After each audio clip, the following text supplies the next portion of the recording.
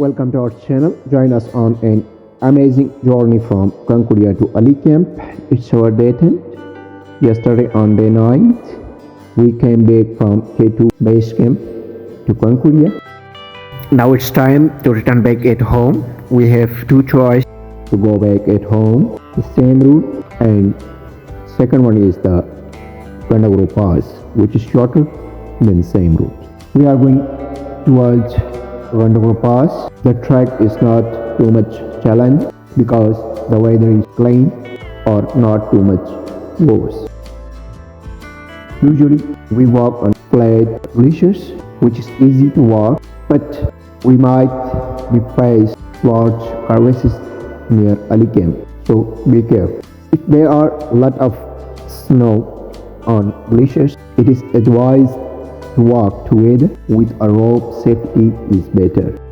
There we are noticing that the glaciers are melting rapidly due to climate change, which is worse situation.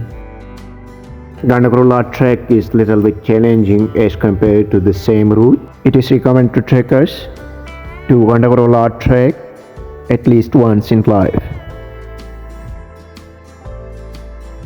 After more than 5 hours walk, we covered 12 km and arrived on 4,800 meter elevations. Pakistan flag, very interesting views of Ali Camp.